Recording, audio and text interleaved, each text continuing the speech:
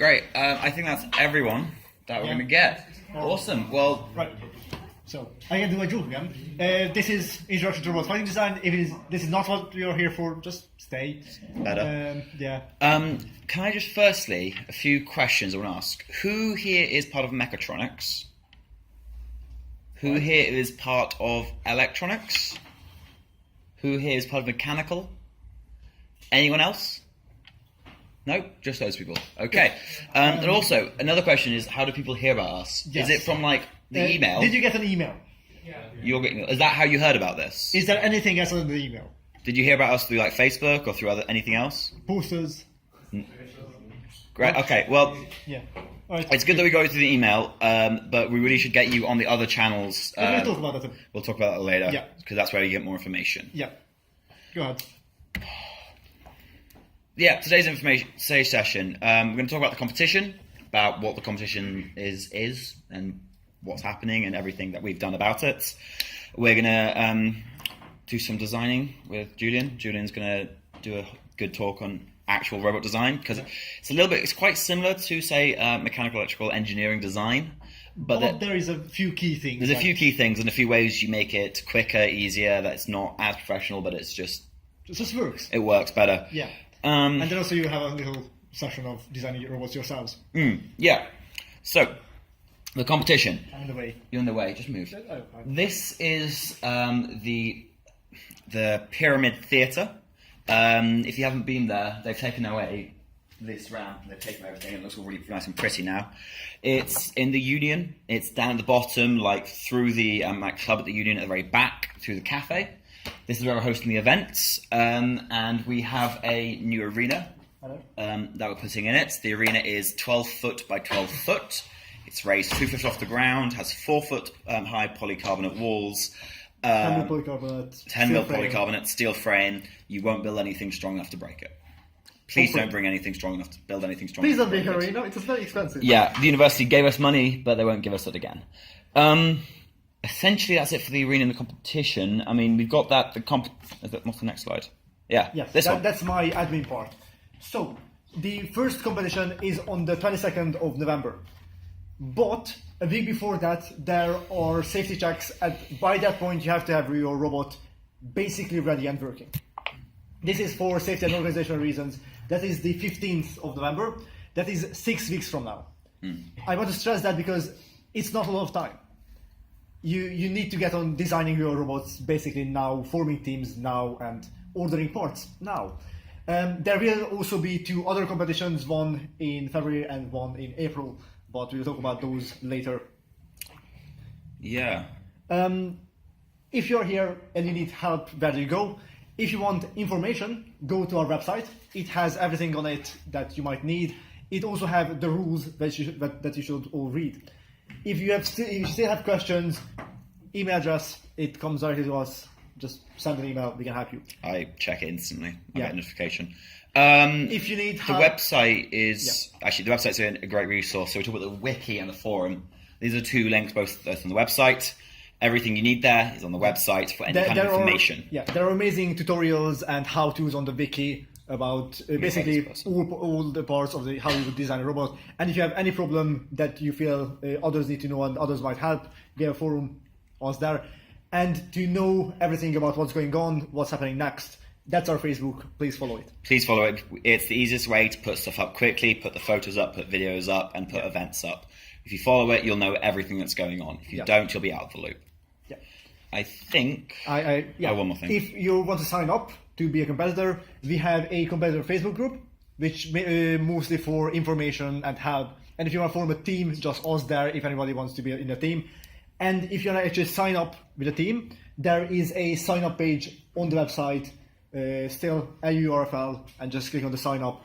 You just need to give us an email, the name of the competitors, and the team name. All of this you can change later, we just need to know who's coming. There is a sign up fee per round. So for non-Shoxer members it's 15, for Shoxer members it's £10, but it is free if you bring a documented robot. What's a documented robot? A documented robot is basically if you bring with it CAD models and photos of the robot and documentation of your work. It's photos and videos from the meeting, design and building sessions, or a build time or vlog, or anything that you want that basically shows your work. The reasons for the first two, and also, of course, if you don't have CAD models, bring us some drawings, please.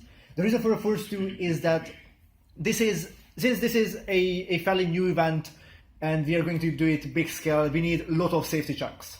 We need to do risk assessment on all the robots. And we have to hand all that paperwork to the union, and in order to do that, we need description of every robot that we might have there. That's why we need photos and all the CAD models, and that is purely for marketing purposes, but we do need that because that's the way we can make this event bigger and get more money. And so it does cost us money. We're probably making a big loss on the first event. And the way we want to get money from adverts, and we want to get money from marketing and people sponsoring us. We don't want to make money from you guys. We want to put money back into competitors. Yeah. So that's why we really want you to go through this route and document a robot. It's not saying break your back about it, but give us enough so we can use it to get more people to give us money, so we can funnel that back to you. Yes, it's that simple. Yeah. One last thing I was going to ask: who here isn't a member of ShockSock? Change that. Yes. It will. It will help you with so much extra stuff that all of our socials and everything we are funding for you guys you'll have to be a ShockSock member to do that. You get a cool wristband. You get wristbands. Yeah, I know. Yeah. That's the only reason you should do it. And definitely join ShockSock and come to our socials and every other events, because it's not just for the electrical engineering department. It's for anyone interested in electrical engineering and Robot Fighting League. Yeah, but most importantly, Julian. We're going to hand you over to Julian, who's going to talk about the next bit. Okay, so I'm going to go through robot design. So this is a fighting robot competition. Who here has seen Robot Wars? That's less people than last time, but does everyone know what Robot Wars was kind of about? Essentially, you've got two machines trying to knock each other out like a boxing match. Apart from in robots, it's called immobilizing. So that essentially means that the robot no longer functions, doesn't move, or your opponent can call it a day, basically, end the pain. A fighting robot is aiming to immobilize its opponent, and it's going to do a couple of things. So it's going to move around, and it's probably going to have some kind of weapon on it to try and immobilize the opponent, and it's probably going to have some defenses on it as well to stop itself being immobilized. And then the whole thing's going to have to be controlled. Now, a lot of in Robot Wars, and last year, most of our robots were remote controlled. I'll just mention it in the rules. It does allow autonomous robots, but we have never attempted that. That's crazy. Don't do that. But it's in the rules. Yeah, it's possibly something that you might want to explore in the future. But even most robots, the first step is getting it remote controlled, and then you can work on autonomy, because autonomy is hard. But yeah, so generally remote controlled. So this is what people built last year. We ran a much smaller competition last year. We had about we had about 7 teams enter. 4 people actually made robots, and these were the four entries. And I think the robots last year were a bit smaller, but you can kind of see the kind of grade of range of ways that people did it. So over here you've got essentially motors strapped to a box, and over here you've got fully CAD'd up, 3D printed, laser cut kind of thing. So people do these robots in different ways, but yeah, and they're generally using similar kind of motors and things. So you've probably seen this if you've had any lecture on designing. But when you design anything, you start by working out what you're actually, identifying a problem. In this case, a fighting robot. And then you're going to do some research. And then from that research, you're going to have a good stab, build a concept of what you think a solution to that problem would be. And then you'll develop that concept into reality, go from an idea to actual physical components, and hopefully it'll work. If it doesn't, you're going to go back and you'll either generate a new concept or refine your prototype, and that's kind of what this diagram is showing here. So initially you'll have crazy ideas, you'll be going all over the place, but eventually as you kind of refine your ideas, then you'll be narrowing your attention onto smaller things. So as I say, the first step is breaking down the problem. So for a flying robot, this is kind of 6 blocks, which I think are the kind of the main components of a flying robot. You've got locomotion, so just a fancy word for how it's going to move about. Are you going to have tracks? So you're going to have wheels. How many wheels are you going to have? You're going to have 2, you're going to have 4, you're going to have 6. This is that's what you're kind of considering there. Offensive measures is probably the most fun block, because that's your weapon. Are you going to have a spinner? Are you going to have a lifter? Are you going to try and just push people into pits and hazards? So that's what you're trying to do there. Defensive measures, it's not as much. So that's stuff like body armor and like structural strength. It's probably stuff which you'll include in your design anyway, but it's important, so it's its own block. Body and chassis, that's where everything's going to be mounted on. So otherwise you'll just end up with a tangle of wires, and a tangle of wires doesn't move. So, and then the power, you're going to have things that move. So motors will need energy. Energy needs to come from somewhere. It's going to come from your power source. I did have someone suggest to me they were going to make a steam-powered robot, but that no. Generally, people use electricity, use batteries. That's what that block will mainly consist of. And finally, you've got control, which allows you to control any of the active bits of your robot, so your weapons and your movement. You want to be able to, push a button to make the robot go forward, left, right, that kind of thing. So the control controls the active parts of your robot. So we've got a couple of examples of fighting robots from Robot Wars, and these 3 types of robots, this kind of thing I'm imagining people are going to build. So a pushing robot just simply pushes people into pits. A lifter robot is a bit more sophisticated. Instead of just pushing people, it's going to try and get underneath them and lift them up. And then a spinning robot will have a rotating disc, which obviously has will hit when it hits. So and there's kind of a grading system there. So I've thought push is fairly easy. You're just going to be moving around. A lifter's a bit more difficult because it's got another component in there. You're going to have some kind of mechanism to lift you up. And a spinner is very more difficult because it's not actually very difficult to get something to spin really fast. What is more difficult to do is get it to spin fast without it destroying itself or you. I've said lifter is kind of an entry level. People, because it's fairly simple to do, and if it does go wrong, as long as you've got movement, you've still got a pusher. So, I know this is Apollo. So a lot of the big robots in Robot Wars that use pneumatics to generate a really fast force to fling people up. I haven't known anyone attempt pneumatics. I believe it's in the rules. It's allowed, but no one's ever attempted it. It's conjunction rules. If you want to use pneumatics, you have to talk to me so I can properly put them in the rules and check everything, and then we have to do a lot more checks and everything. But don't attempt it. Yeah, don't. Sorry.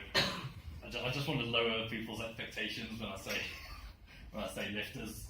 It's not going to be really this. It's going to be more this guy over here with just a little kind of arm. But it still can be quite an effective weapon, and really, if it wins you the competition, who really minds?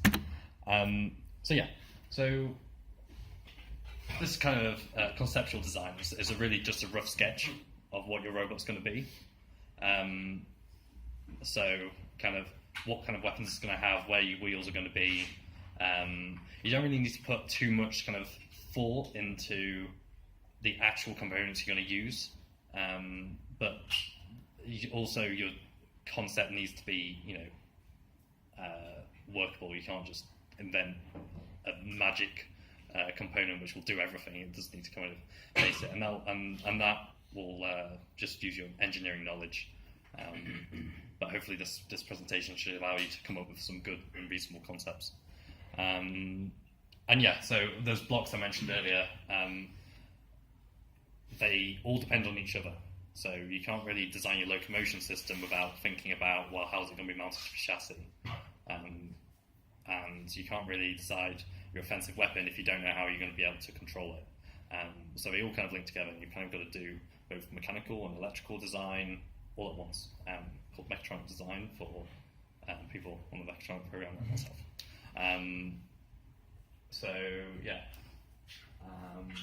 just consider the blocks in parallel. It's harder than it looks, but generally if you're working with a team, just good communication is, you should be fine. So this is my example. Cheeseoid, I think I'm going to name it. It's kind of a wedge shape. Wedges are quite good, by the way. They're invertible, so if you fall onto your back, if I hadn't put this wheel down here and put a bit more up there, then you'd have a robot which would be, if it got knocked over, it could still drive. And I think, and I've put this arrow here to indicate that it's going to kind of lift its edge up. And that's kind of very rough. But it's enough for you to compare ideas within your team if you.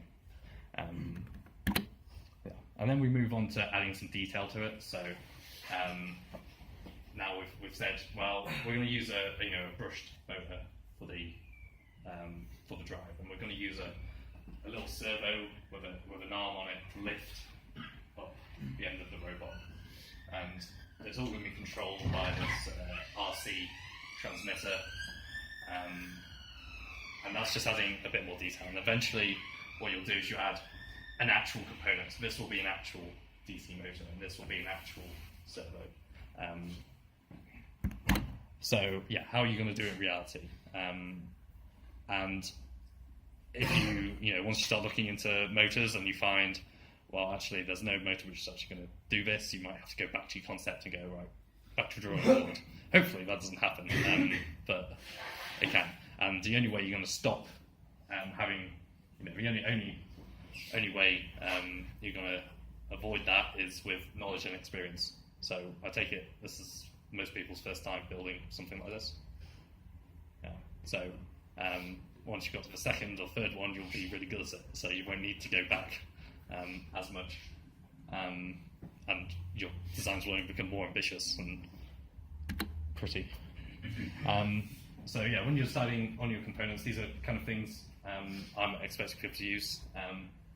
Electrical motors basically convert electrical energy into movement, and you've got kind of three main types that people generally use. So you've got brush motors. These are your cheap, simple, easy to control, and they often come with a gearbox, which is really good for increasing your turning force, which is good for like moving wheels or things like that. You've got brushless motors. These are more complex to control, and they're a bit more expensive, but the reason why they're a bit more expensive is because they're higher efficiency. You get more power per unit area and per weight. So these are often used a lot in quadcopters because they can achieve really good speeds and power and things. So a lot of people have used those. Someone used it last year to create a spinner, so really, really fast spinner. And you've got a servo, which allows you to have positional control. So you can imagine that operating a lever. So that's basically a brushed motor with some feedback in it, so that it can control its position. A slight asterisk there is there's something called continuous rotation servos. and essentially these are brushed motors with a it's speed control rather than positional control. So it's basically a brush motor with a little circuit controlling its speed. And because servos also contain a gearbox, so sometimes people use them for drives because they're really torquey. Who here has seen this graph? One person. Okay. You will come across it if you're studying electrical engineering or mechanical engineering, but just take a quick run through it. I think this graph really explains how a motor works. So what you've got here, you've got torque. Does anyone want to tell me what torque is? Rotational force. Yeah, there you go. So that's the force rotating, and we've got speed. So how fast the motor's rotating, and when you've got so imagine a motor with nothing attached to it. It doesn't take much force for it to turn. So you're down this end of the torque on the motor, and this is where it runs at its maximum speed. So your free run speed, and because it's it's running at maximum, there's not much. It doesn't use much energy. It's just rotating around at speed. That's when it's got its lowest current. So it's not drawing much power. At the other end, if you kept adding, say, a weight to it, or you're pushing a really big robot, you're adding the motor needs more force to turn. So you're moving down its end, and eventually, if you added enough kind of load, enough torque, you reach the stall torque, which is the maximum torque the motor can produce, and it won't turn. And when that happens, if you're holding the end of the motor shaft and it's really trying to get away from you, that's when you're drawing your stall current. So it's taking a lot of energy because it's really trying to turn. So that's kind of the two kind of conditions. On one side, you're not using much force and you're using little current and you're turning really fast. The other side, you're using a lot of power basically, and your current's really high. So I think this graph explains it, but sometimes these things work better once you've got your hands on them and you can kind of see what we mean. But this is important for when you're picking out components. So how are you going to control your motors? Well, the setup I'd recommend is stuff like this. So most people probably owned a remote control car, or remote control boat,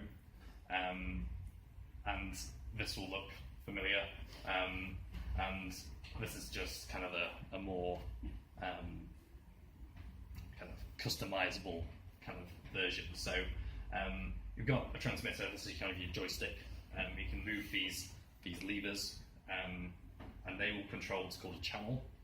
And this broadcasts signals to the receiver through 2.4 gigahertz microwaves, but wirelessly basically. And then you plug in your servos. You can plug directly into the receiver. For your brushed motors, you need something called an electronic speed controller. You plug those into the receiver, and this will convert the signals from that's receiving from the transmitter will amplify them to drive your motor. When your button, when your lever is all the way down, the electronic speed controller will run the motor at minimum speed, and when it's all the way up, it will run at maximum speed. For the servo, it's slightly different because it's positional. So when the lever's in its minimum position, the servo will move to one end of travel, and when it's in its maximum position, it will move to the other end of travel.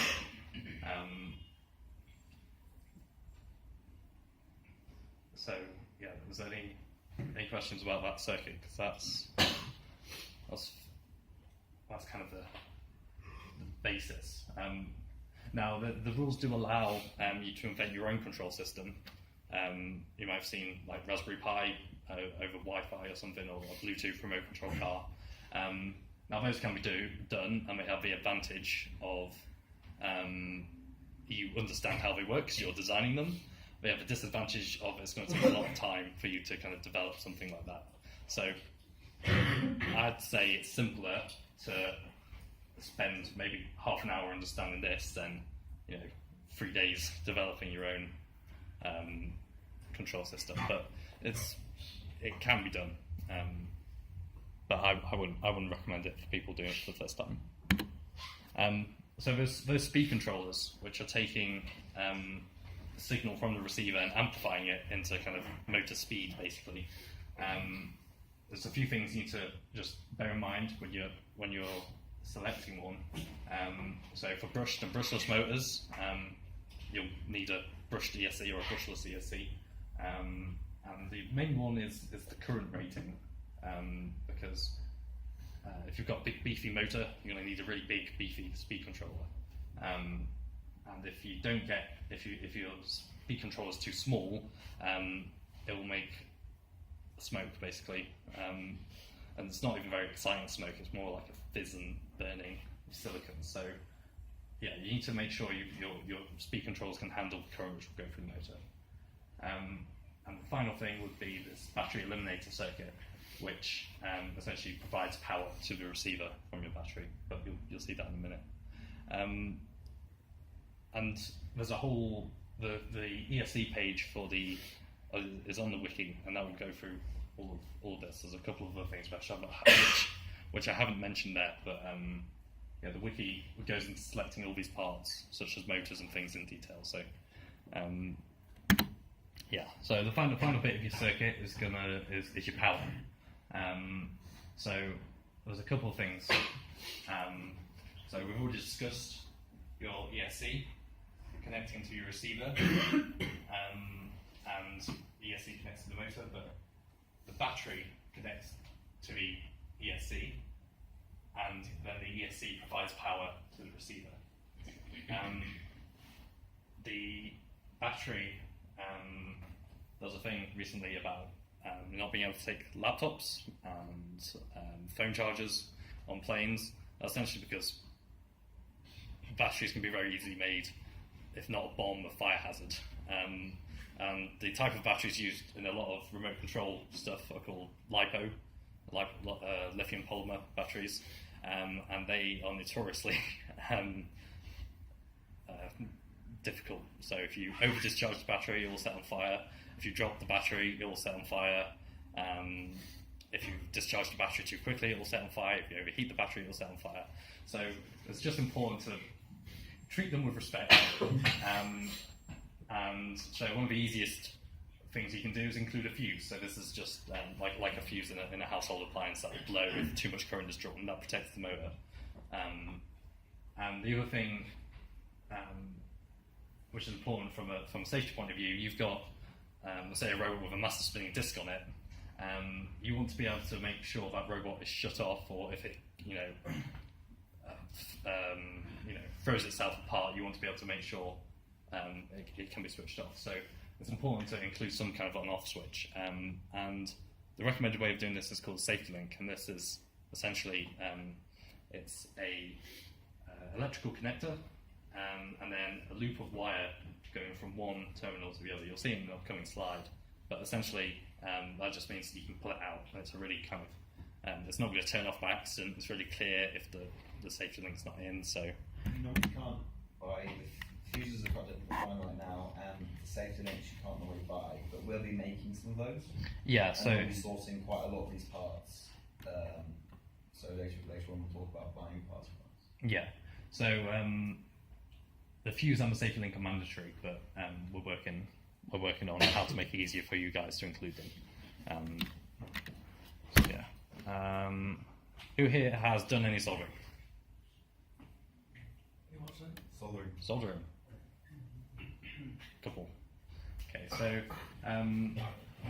these are just for people who haven't done soldering before. That's essentially how you make an electrical connection. Use a heated element against bit of metal called solder, and it joins, and the solder melts and it joins two metal contacts together, and essentially that's how you make circuits. So when you buy your motors, often the motors won't have connectors on them, so you'll have to add connectors with using solder.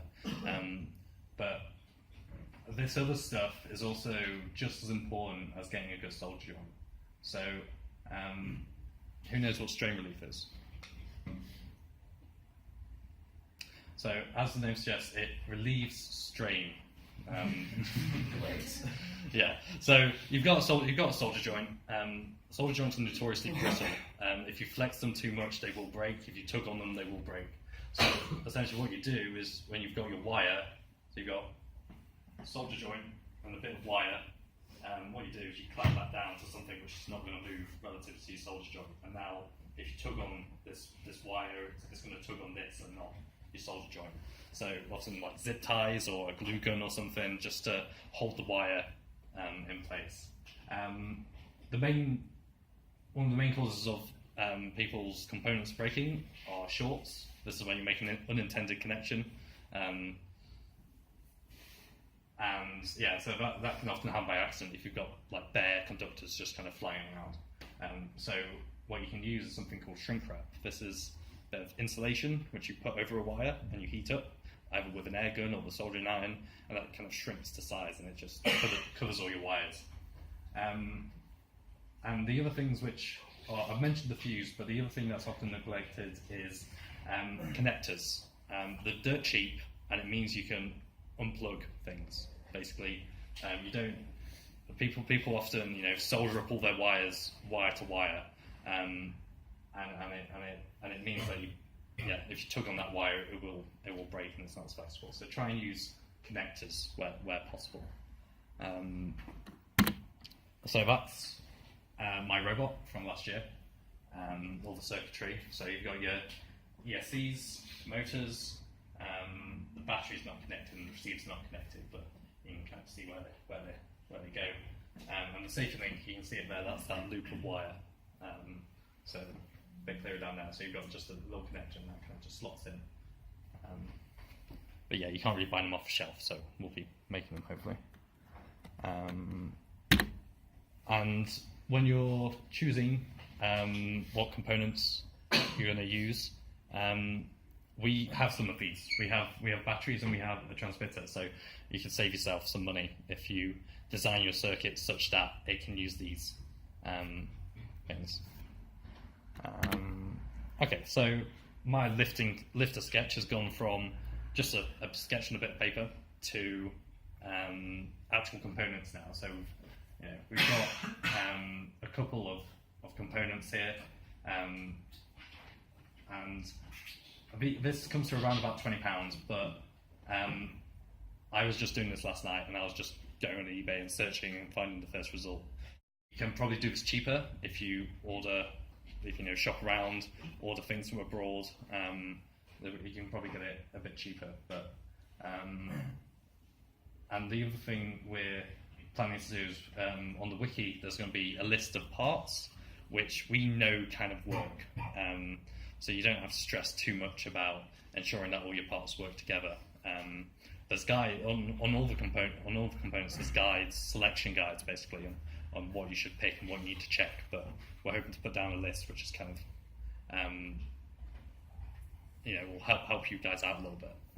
And I haven't chosen specific components for these, but you can kind of see why the pusher is the simplest, because it's only got drive motors, and the spinner is a lot more complex because not only do you have this brushless DC motor to spin really fast, does spin the spinner, you've also got to do some mechanical design. So if you've got something spinning really fast, it's no longer sufficient just to have kind of a hole in a piece of wood, and you'll cause too much friction. So you need to think about bearings. Your spinner will, if your spinner, when it hits something, will stop, and you don't really want to put all that force back into the motor.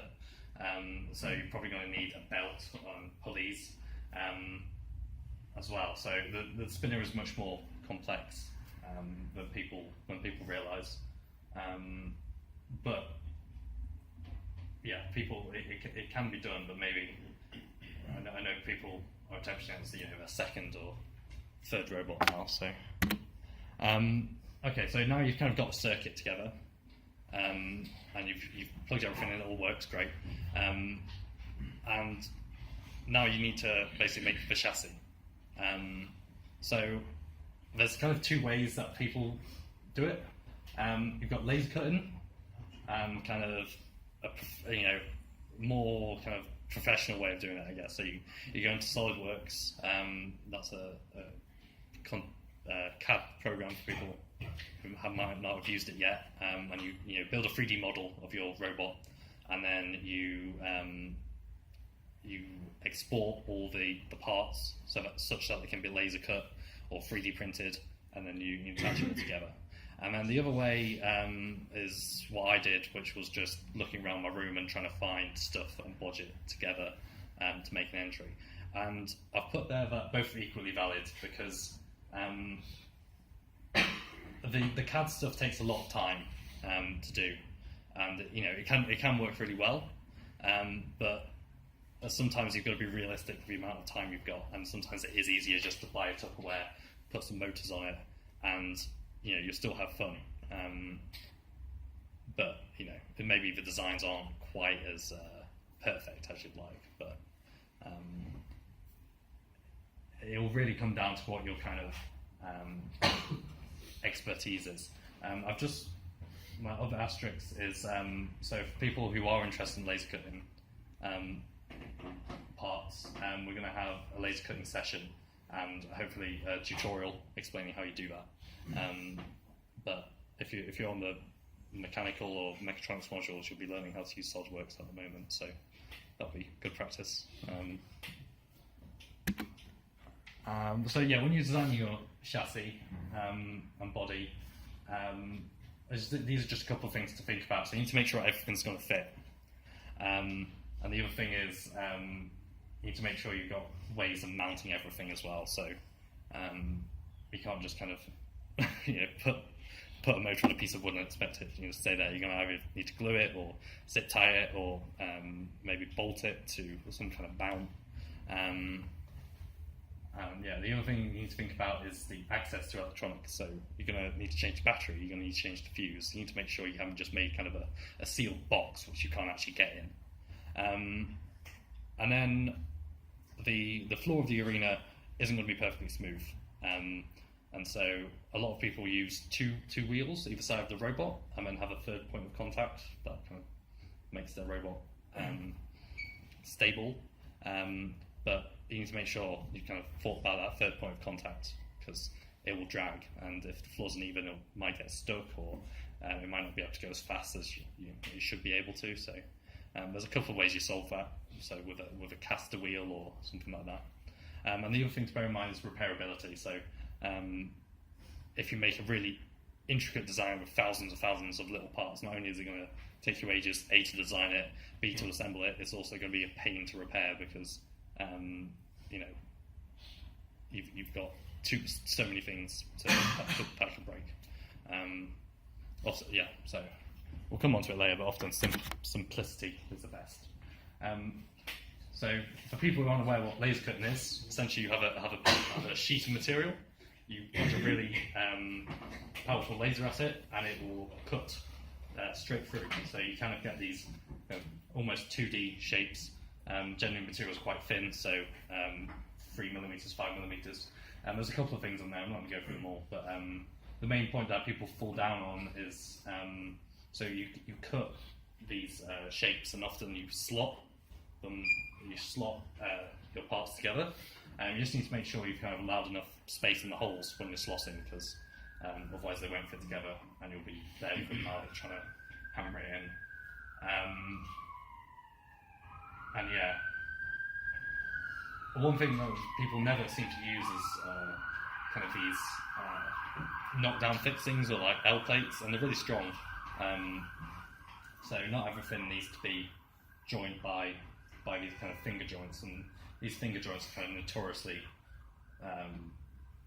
bad. They don't often they don't stick, and yeah, but as I said, there's more. I'm hoping to do. At the moment, the fabrication section of the wiki is pretty poor, but I'm hoping to improve it just to add basically some tips like this to make sure that everyone's designs kind of fit together. So, when you've decided your parts, you need to buy them. So here's where you can do that online. I love eBay. I really like cheap Chinese electronics because, well, they're cheap. And they're great, but they do take 3 to 4 weeks to arrive. So just make sure you allow enough time for those parts. Hobby King is my other.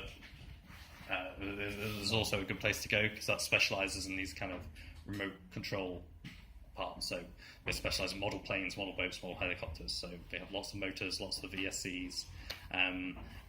Unfortunately, they do charge for shipping, but you get quicker delivery. We're talking about a week, 2 weeks, which isn't too bad. And apparently, this Alibaba thing is more like wholesale electronics, but apparently the delivery times are quite bad. So I'm thinking about buying parts for like the next time, or next time you got like more time before you need a robot. Then you look at Alibaba, but it's rare you'll find something that will take less than a few months to come. Yeah, so good for stocking up, but probably not good for buying your parts, especially for this competition because it's only 6 weeks away. So yeah, the other things you probably need some screws, need some bolts, screwdrivers, probably good investments to have as an engineering student. So these are a couple of places that I've gone. Wilco's obviously, but they don't have a great selection of materials.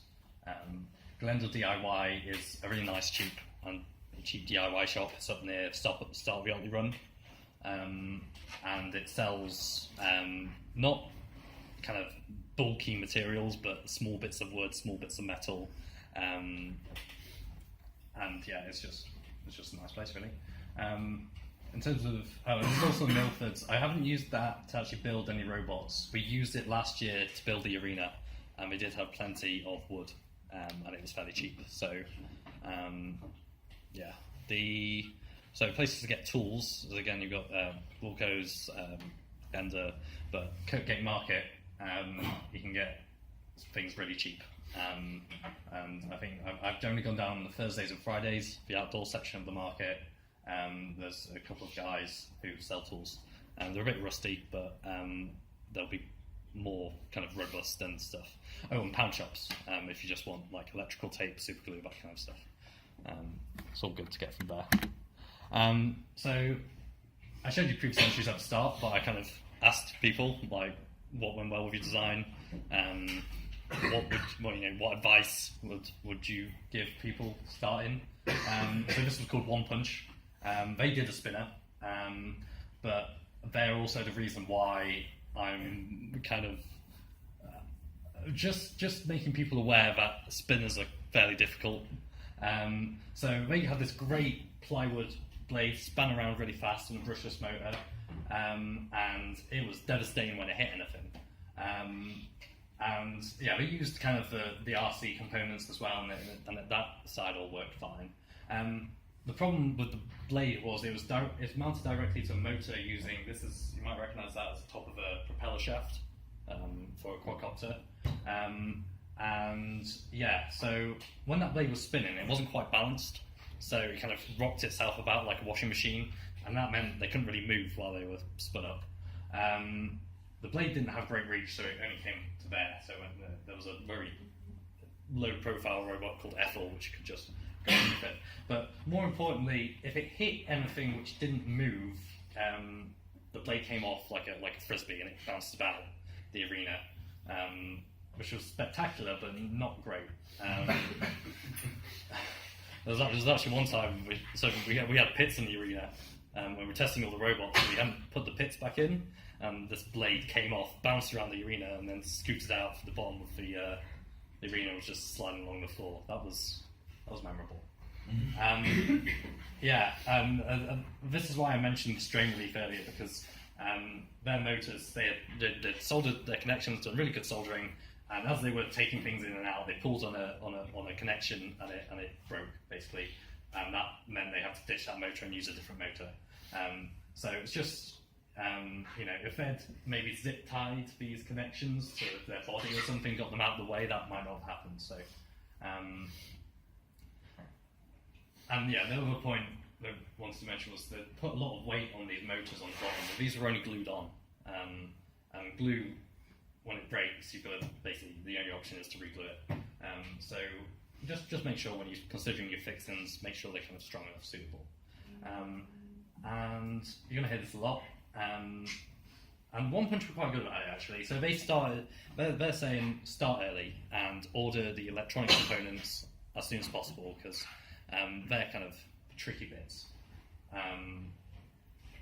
But they actually finished a week early, and that meant that they got to power up their robot, test it out a little bit, work out a few kinks, which meant their robot was more functional for the competition. Other people got theirs ready on the day, and they were literally like doing nuts up like as they were walking in, and yeah, those people had issues, and they could have been solved if they'd had maybe a day, but they only got it ready on the day. So start early, finish early. So this was the low-profile robot, Ethel, and this one did fairly well, but he did have some. So this is an example of someone who's done the full CAD. He had a really detailed SolidWorks model. He got some parts 3D printed from a friend.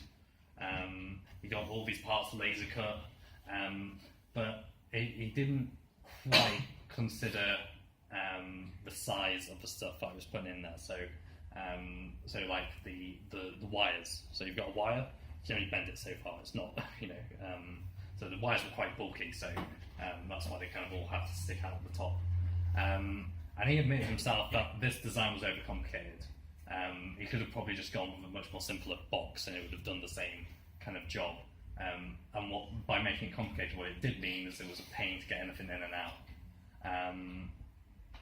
So the one thing that did go well though is he didn't use these stock wheels, he used these rubbery wheels. If you look at the wheels on One Punch, these were really tough plastic wheels and they had no grip, but these rubber wheels did really well. And again, keep it simple, and yeah, just make sure you allow clearance for things, basically. So if you've got a battery which is yay big, maybe consider leaving maybe a centimetre kind of perimeter around it, just so it's not slotting into kind of a really tight space, because you just be jamming things in. This was my one, and this took 2 hours to build, and It won. yeah. It won on points. It beat the most number of competitors. So essentially, we've got a bit of Tupperware there, motor bolted on, all the electronics kind of shoved inside, the battery kind of laid down there, googly eyes to strike fear into the heart of my enemies, and yeah, it was just this. They're actually covering up screws, and that's how that kind of was done. And yeah, so this was an example of bodging. And it was good, but the wheels weren't very grippy because it was using these terrible cheap things. The big heavy battery was kind of mounted all along the whole length, so it didn't get much weight on the back, so you didn't get much traction there, and it had no active weapon. So yeah. And so I'm going to say order parts early again, because I think that is the key. Because we had 8 entrants last year, and only 4 of them successfully got a robot together, because by the time they'd kind of established the design and went to order parts, they weren't going to arrive in time. So this is why we're kind of putting a big emphasis on this, and we're going to try and help people out. As I say, publish a list of components that are suitable, work together, and you can get ordering straight away. And as I'm head education, I'm in charge of helping you guys build robots.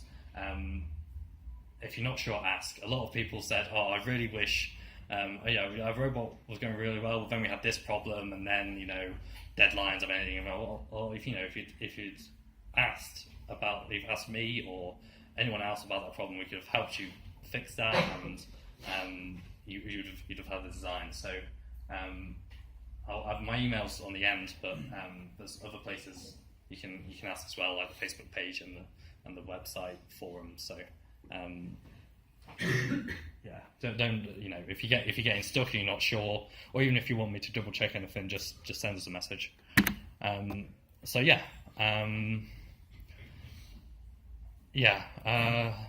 Mentioned ordering components. Okay, so a lot of people, I'm guessing, first time building Flying Robot, I think already asked that. It might be a good idea for this. There's future events planned, so if you've got some grand idea, considering you've only got 6 weeks, perhaps keep it a little bit simpler this time, and learn all the remote control kit and stuff, and then apply that to your great idea in the future. The wiki is where I've spent my summer kind of dumping lots of knowledge. It's not fully complete. If there's anything, as people ask me questions, I'll probably update it. But it does have a lot on there. The forum and my email address. I think that's everything. Thank you very much. Right, we've got a few places here which are all quite important. This is the website, lurfl.com, which is completely designed by Khan and has pretty much everything you need. That's where you get the rules are all up there. The wiki is a link from there. The forum is on there. Sign up is there. And events there. The sign up is important. We said this before, but if you can go on there, just takes 2 minutes just to sign up. That'll be really helpful for us. Second is a link to the wiki. You can go straight to there, or you can get it through the website. Facebook main page, also very important. This is where we put most of our announcements up. We will try to do as many emails through electrical and mechanical as we can, but we put up so much more on the Facebook page, and if you're all liked on there, we can put up stuff quicker, easier. We can put up videos, polls. You guys can respond to us. We've also got a competitors Facebook page group thing. If you go on that, you have to ask to join, I think, right now. Yes, but it's an open group. You can just find it. Yeah, it's Robot Technically Competitors. If you look for if you want team members to find, or if you just need help, go there. We are going to post a lot of things in there that's only for competitors.